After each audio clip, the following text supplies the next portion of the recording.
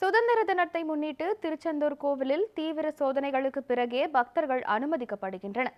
இது குறித்து கூடுதல் விவரங்களை நமது செய்தியாளர் ஐகோர்ட் வழங்க கேட்கலாம்.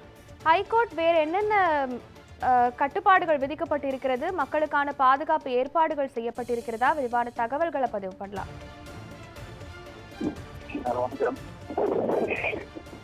நாட்டின் 79வது சுதந்திர தின விழா கோலாகலமாக நாடு முழுவதும் கொண்டாடப்படுகிறது. இதனையொட்டி நாட்டின் பல்வேறு பகுதிகளுக்கும் பாதுகாப்பு என்பது வழங்கப்பட்டிருக்கிறது. அந்த வகையில் ரயில் நிலையங்கள், விமான தளங்கள், சுற்றுலா தலங்கள், கோவில்கள் என பல்வேறு மக்கள் அதிக அளவு கூறக்கூடிய பல்வேறு பகுதிகளிலும் காவல்துறையினர் பலத்த பாதுகாப்பு பணியில் ஈடுபட்டு வருகிறார்கள்.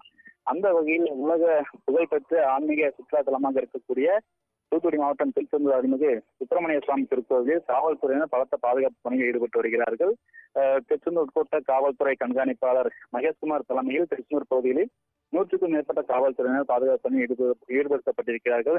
ரயில் நிலையம், நகர்ப்பகுதிகளில் காவல்துறை அவ்வப்போது ரோந்து பணியிலும் ஈடுபட்டு வருகிறார்கள். அந்த வகையில் சுற்றுலா தலமாக இருக்கக்கூடிய திருச்செந்தூர் சுப்பிரமணிய சுவாமி திருக்கோவில் இன்று ஆவணி திருவிழா கொடியேற்றத்துடன் தொடங்கியிருக்கிறது.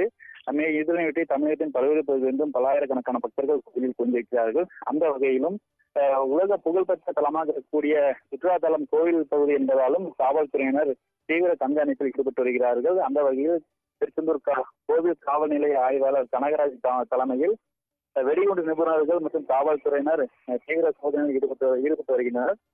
குறிப்பாக கோவில் கடற்கரை பகுதிகள், கோவில் வளாகங்கள் பகுதிகளில் தீவிர சோதனையை மேற்கொண்டனர். வெடிகுண்டு நிபுணர்கள் உதவியுடன் அங்கு கடற்கரையில் இருந்த தனியாக கிடந்த பைகள் மற்றும் பக்தர்களின் உடைமைகள் என அனைத்து பகுதிகளிலுமே வெடிகுண்டு நிபுணர்கள் உதவியுடன் சோதனை என்பது நடைபெற்று வருகிறது.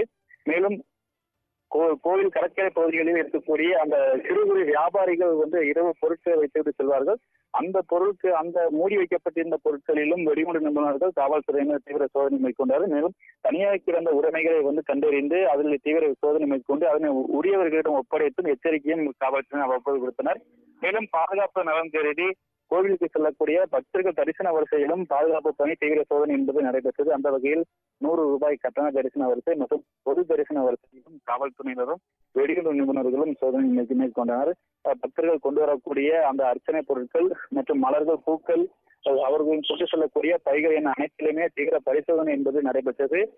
பல்வேறு பகுதிகளில் வந்திருக்கக்கூடிய பக்தர்களும் இவ்வாறு தீவிர பரிசோதனைகள் செய்யப்பட்ட பின்னரே கோவிலுக்குள் சுவாமி தரிசனம் செய்வதற்காக அனுமதிக்கப்பட்டு வருகின்றனர்.